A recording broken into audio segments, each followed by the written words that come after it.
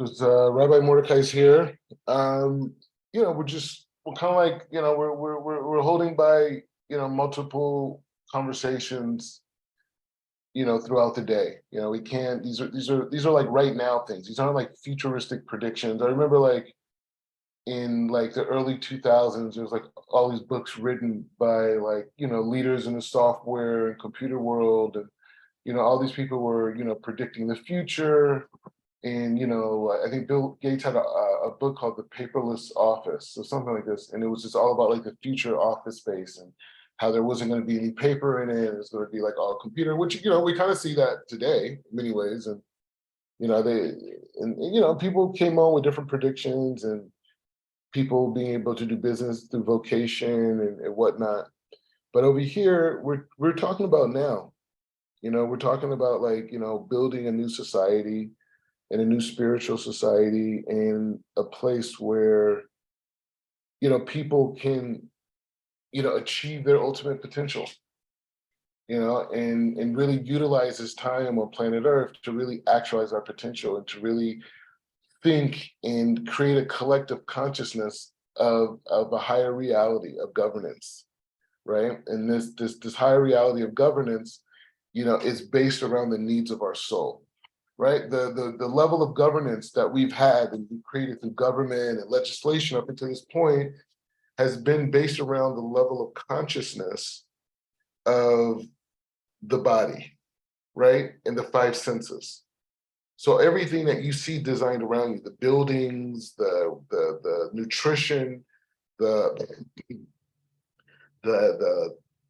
urban planning, the landscaping, everything is all built around the awareness and the understanding of the world through the frame of the five senses, right? And there may be certain things that there may be crossover, like for example, like in America, they have like during the weekend you rest, right? So the Torah gives us a day of rest, right? So in America, they rest, Saturday, Sunday, that's their time, right? So it just so happens that they give their workers a couple of days break. And on this couple of day break coincides with something like Shabbat. But it's not created for the sake of Shabbat. I mean, it's not created because during this time, the soul can achieve levels of refinement and growth and expansion that it can never do during any of the other days of the week. This is Shabbat. So we don't live in that society. So if we're accepting that there's a world beyond the five senses, if we're saying that there's a 99% reality, if we're accepting that my soul needs light, then I have to ask myself, what are the things that have been built with that in mind? What architect built a home, a building, some facility, anything that said, I'm building this as in the mechanism that connects the desires of the body and the desires of the soul together. Now, you could argue and say, well, maybe that's what religious places, that's what the house of worship idea is about, right? But I would even argue with that and say, well, prove to me then that the building structure and the environments that were built around, with institutions, how they connect to my soul. Now, maybe there are some that you could say clearly, and others, you would have to look at and say, well, how does this connect my soul to a higher light? How does it do that? And it's like, and if I can own that part, if I could have enough courage to own that part, that I live in a society that has not had the kavana of the neshama in almost nothing that they do. Healthcare, criminal justice reforms, food reform, food preparation, economics, exchange, trade, currency, nothing to do with any of this. And if I could say that, then, then I have to go outside and look at society in a new way.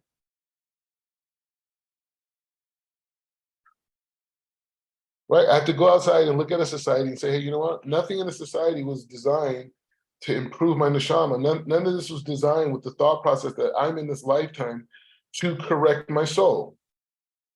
Nothing was designed in that way. So where do I live?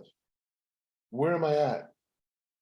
You know, you see those images of people walking through a desert in this barren land, and they're desperately searching for water.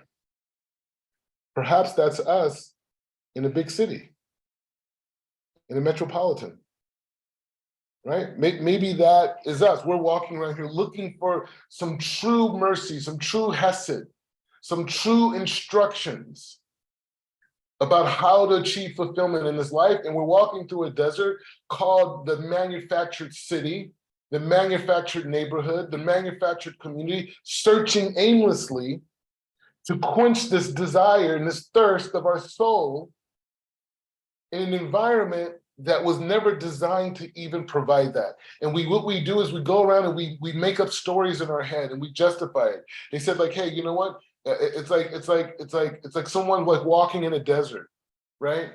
And then they see a mirage of water, right? A big water pool, you know, a wellspring, the whole thing.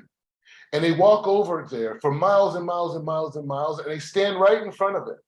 And they realize that it was just a mirage, and they still try to drink from it. This is us in our society. This is the frustration of man. This is why we have wars. This is why there's disproportionate wealth. This is why people are sick and suffering from curable diseases. Because we live in the mindset of the five senses, and that's the limitation of the construct of how we see reality. And science, our very science, is proving to us that our five senses only connects to less than 1% of the whole reality that's going on around us. So what are we building? We're here to correct our soul. We're here to transform ourselves. So where do I go to achieve this? What places do I create that provide this for me? Can I re-question everything? Can you imagine a society that everything that's functioning around you has the awareness and desire of the correction of the neshama in mind? Everything, every interaction. I'm talking to somebody, I'm thinking about the correction of my soul and this soul and how we're going up to a higher by us having shalom. If we had negativity, if there was ra in between us, then we would descend, decline. We'll be going down in spiritual levels, right?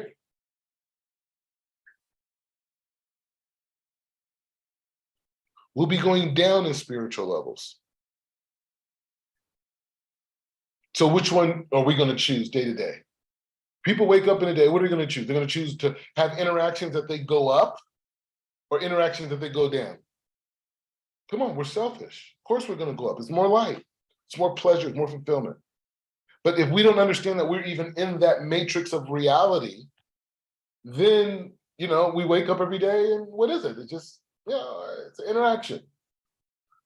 And I'm gauging it on the five senses. But if I go beyond that reality and start to really look at what's going on, then I can look at it and say, hey, you know what? I want to gain the most out of this day for the selfish desire of being closer to the Creator. And by the process of me becoming closer to the Creator, I become closer to everything the Creator has created, as those are vehicles and branches of the Creator. Right? Everything that we see is an extension of the Creator. They're the branches that extend from one central tree.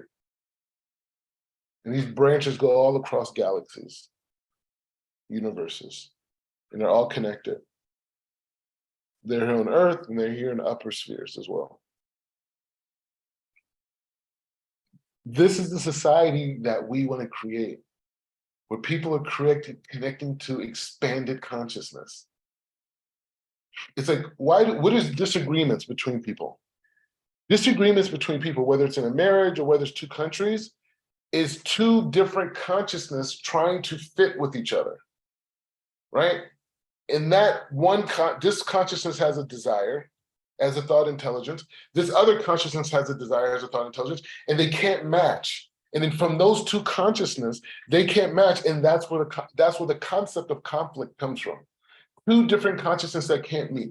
That's why marriage is so essential for society, because it trains people to work through processes and develop methodologies to match consciousness. Let me find a way to match my consciousness to your consciousness. And then we can have shalom, completion. So on a personal level, shalom with ourselves, right? Forgiving ourselves, forgiving others, and then shalom with our partners. All these things have to do with matching consciousness. This is what we're on. We're on consciousness. We're on, this is the reality. So now we're saying like this. The consciousness that created the society that we live in did not take into account any of the most valuable and important aspects of my existence. And so therefore, as an intelligent person, I have to stop looking towards society to give me solutions. Because their methodology, their method of thinking, their method of creation has nothing to do with why God created me. So what are you going to trust now? You're going to go out there and trust a reality that was designed to take you away from your individuality, to take you away from your uniqueness, to take you away from this idea of global and interpersonal and communal contribution, that you're only allowed to be a contributor if you get to go to this institution, accept a certain amount of debt, go into this institution, learn this institution's idea, and give a perspective on it. And if you do that, now you're educated in this particular area. But if it doesn't take in the idea of the soul, what am I really actually learning from them? Because everything that I do should be in conjunction with correcting my neshama. So if I'm going to go to a college, that college has to, or that institution has to be building me to be able to have greater access to the correction of my soul. That's it. That's the new economy, right? The new economy is I want the 99% reality. For the people who have my book, Mind of the Black Jew, will know exactly what I'm talking about because I go in this concept in depth. But I want the 99% reality and I want the 1% reality together. I want both. I just don't want the 1% reality. I don't want to make $1 billion from people suffering, okay? That doesn't fit into my 99% reality, right? I don't want to make money from destroying nature, okay? I don't want to make money from cutting down thousands of trees, okay? Killing endangered species. I don't want my money like that. I want my money that's connected to bringing light into the world, because I need both aspects. I need the physical cash and I need the energy that surrounds the money of goodness.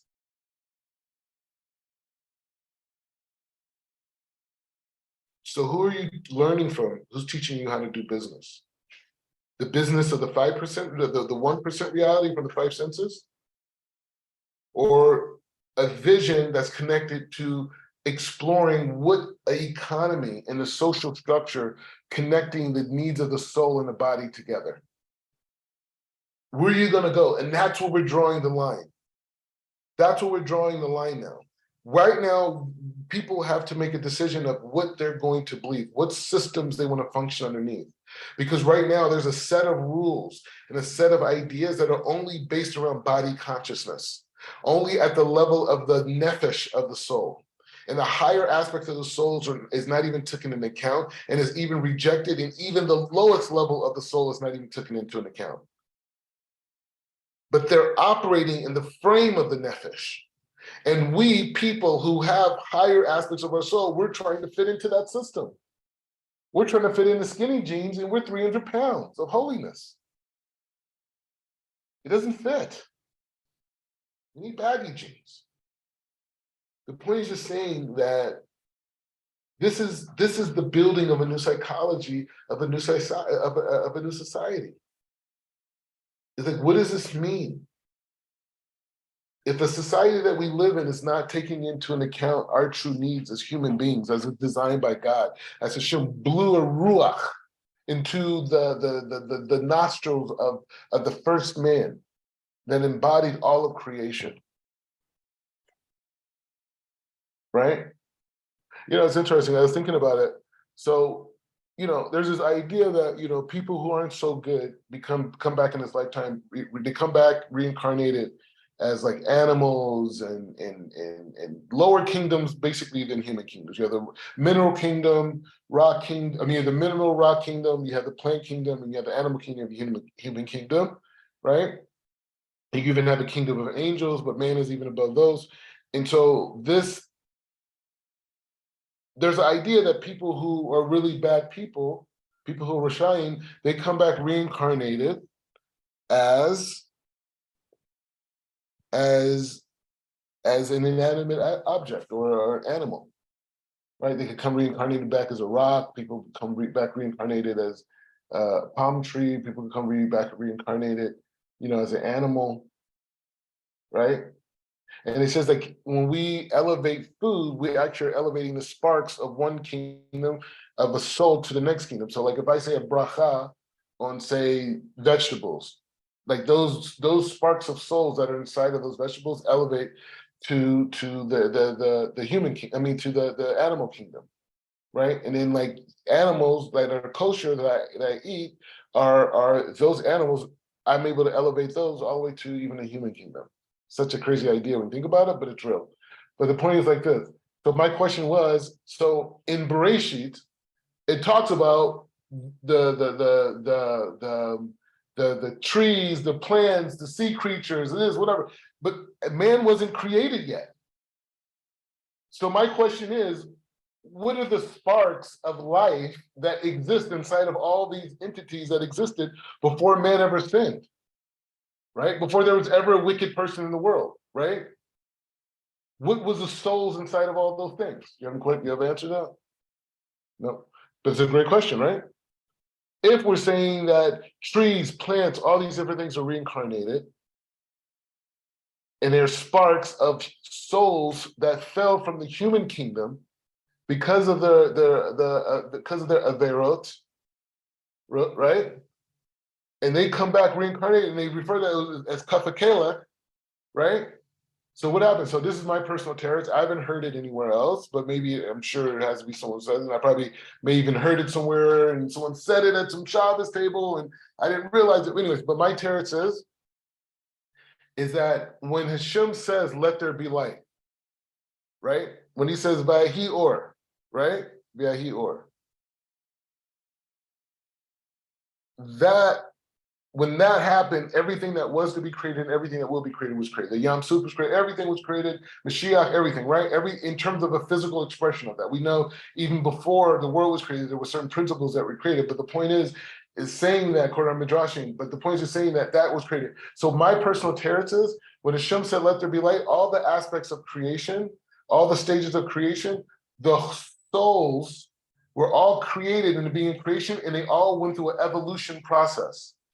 So when you read about the stars and the planets, or the animals, or the sea creatures, or the plants and the trees, those are all human souls that will eventually the aspects of those souls will be reincarnated as humans at some point. Some were reincarnated inside of Adam, which represented all of humanity, and then Adam broke into many different aspects, right? Like he had descendants, and there were many expansions of Adam, right? So all those souls were the souls that were created in the beginning of creation, and they manifest themselves as time went on. But they went through the process of the trees and the rocks and the water and the birds and all these different types of things. So it was just a thought, just in terms of evolution and seeing how things evolve, and being okay with innovation, because the ideas that we're speaking of now were all or part of creation, right? That we were going to get to a place where we could look at the world that we're in as a collective humanity and say, we want more. that this is not enough for us. And people don't have to run per se to a religion or to some spiritual guru or some type of a leader. They can access that power within themselves. That's why what we're saying is revolutionary. It's not, hey, follow Rabbi Mordechai Yosef. That's not what we're saying.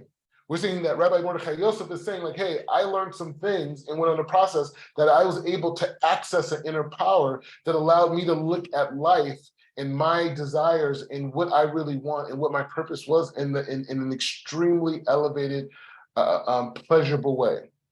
And so I'm saying, this is what I learned. Not that you should learn from me, Dafka, but listen to what I have to say so you could go out and go into this well and reservoir of information and knowledge that's out there for us.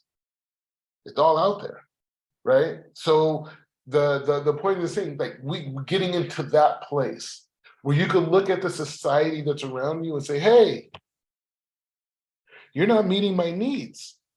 And it's okay. And I'm not mad at you. And I don't need to go and riot the streets. And I don't need to go out and create harm or damage society. No, I just need to take self-accountability for my personal life and my future and what God's personal independent mission is for me.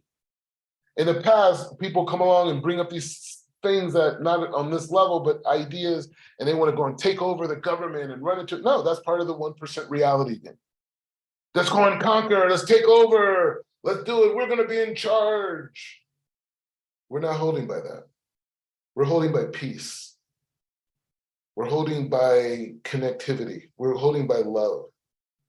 Okay, this is the movement we're talking about. We're talking about I can access love within myself by connecting to my creator, by reassessing my needs as a human being, not limited to my physical needs, but also the spiritual needs of my soul, and seeking truths and technologies in the world that are going to give me the ability to access this power in the world, right? And this connection in the world. That's what this is about. Oneness. So we want to build a society based around shalom, peace, connectivity, having your needs met. But in order to get there, you have to be a little bit angry. And not angry at anyone other than the perception that society was ever designed as a means to fulfill the needs of my soul. I got to be angry about it. I got to say, you know what, it's not true. And anyone who's ever told me that I'm supposed to look towards society to fulfill all my needs was leading me astray, because I am responsible for my own fulfillment. I'm responsible for my ability to connect to Hashem. I'm responsible for me to transform myself, and I have the tools and I have the power to do so. I have the responsibility to do my personal effort to bring Mashiach. That's my personal avoda. That's what I have to do. This is part of why I'm here. I have to correct my soul. And anything that's distracting me from connecting to my soul, I need to get rid of. When I was in yeshiva, there was a period of time where I didn't have my smartphone, right? And so when I didn't have my smartphone, what was the idea about it? It allowed me to focus completely on learning, right? It allowed me to be able to,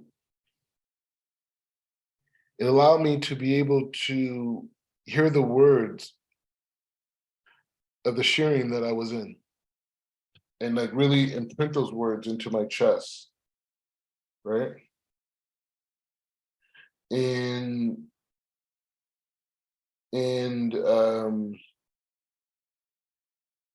so I went on that process of separating myself from a lot of those things to hear my own inner voice and to hear what I had to say. So there was a period of time where I was totally disconnected from everything when I came here to Israel. And the only reason why I got more connected, which was good that it happened, was because I was dating a girl and she wanted to communicate with me and actually talk on the phone, and there was no way to contact me. So I needed to get a phone that I could receive texts and this type of stuff. Anyway, so that's how I got back to social media. But the point is saying, like, but hearing that inner voice, because like everything that I'm saying right now, that's not shocking to anybody, right? Our inner voice has been telling us that since we've been kids, that there's something missing, that there's something more. And everything I'm being presented with at school and what I'm seeing on television, it's not enough. Everyone's been there. What I'm saying is that we have the tools to actualize what's missing, and it's not going to come from the outside world, and it's not to see the outside world as a nemesis. What a gift. What a gift that Hashem created a world that could only fulfill us or bring a certain aspect to us of connection on a limited level. What if it gave us more? How much harder would it be to find Hashem? How much harder would it be to go through life and to find the truth of Hashem if the world was more fulfilling? Thank God that the world is empty. Thank God that the world is shallow. Thank God that the world isn't asking questions. Thank God that the world is mundane. Because if it was greater, how much more harder would it be for me to find Hashem? The world is empty right now, and it's hard for me to find Hashem. So how much more so would it be if it was more fulfilling? This is the gift of life. There's no enemies out here.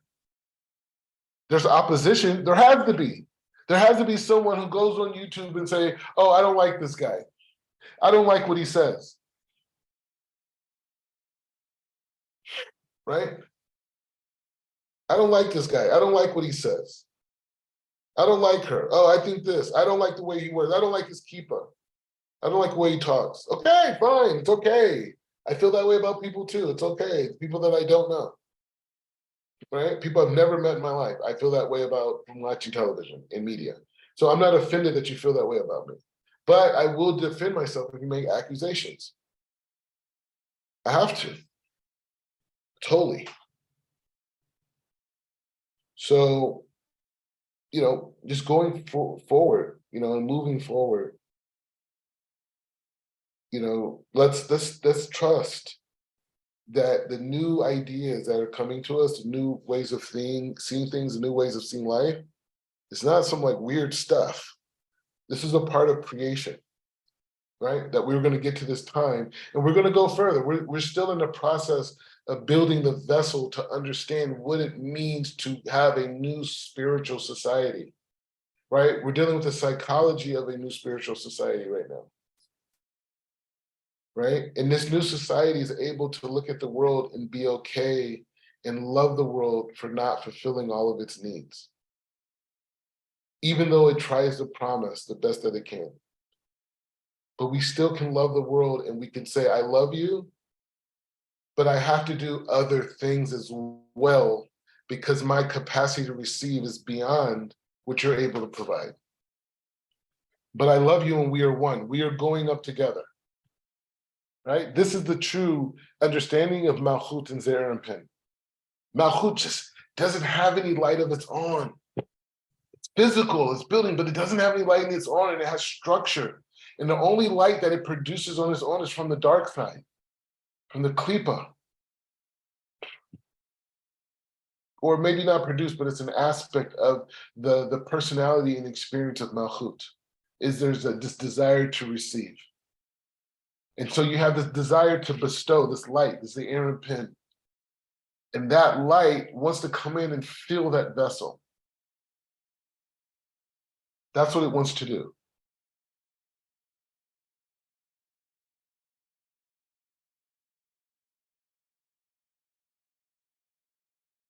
But we cannot receive that light from Zeir Anpin if we still believe that Malchus has light of its own.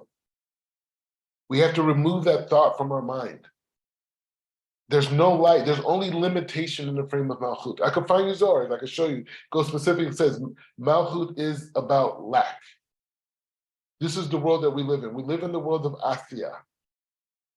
This is the world of physicality. That's why you have to, they call it the world of action. Because it requires movement to receive, right? Because movement creates kalim. So let's just leave with this thought. We're going to keep building off of this because we're transforming ourselves, we're growing, and we're going to high levels. And then we need to be okay with that. And we need to be okay with the differences that come along with that growth, that perception, and understand that, no, this is a part of creation. It's like traveling into a new country. You're going to see a new ocean, a new breeze, a new set of trees, new birds, new animals. It's just because you traveled somewhere else. So be okay with traveling and seeing something new and traveling into new places mentally and seeing yourself in a new way. Maybe you didn't see yourself in this way. Maybe it was just a fantasy for you, right? But now it's reality. So be okay with it. That's called beyond your imagination, right? Be okay with growing, having a new position. You know, one of the most difficult things for me, you know, for people is accepting tzedakah. You can believe that? You'll think like Mr. NFT marketing guy, this guy is like, boom, go out, let's do it, blah, blah, blah, blah, blah. I have no problem doing business for and getting an exchange. I love receiving money from my book, Money of the Black Jew on Amazon.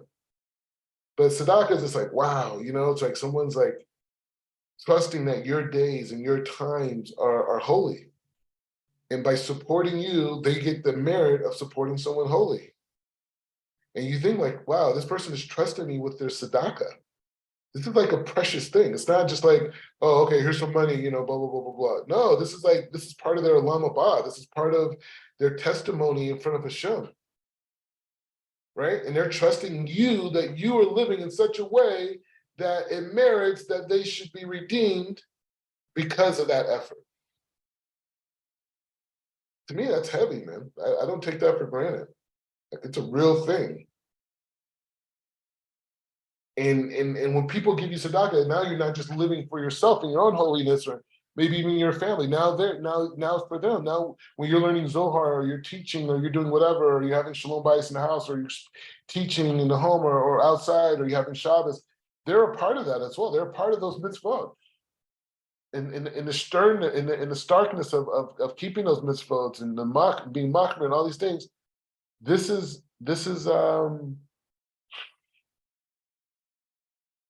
this is this is a huge thing to be a channel for that, right? People aiding and supporting that. So for me, it's a big deal. It's just like, wow, like it's heavy, you know? It's like, whoa, you know, like I get like a report, whoa, some money, someone sent some money, and you're just like, whoa, oh, I gotta go and learn, you know? So anyways, so just accepting newness about ourselves and being okay to go higher and be okay with the new responsibilities and the new ways that people are seeing us and these types of things.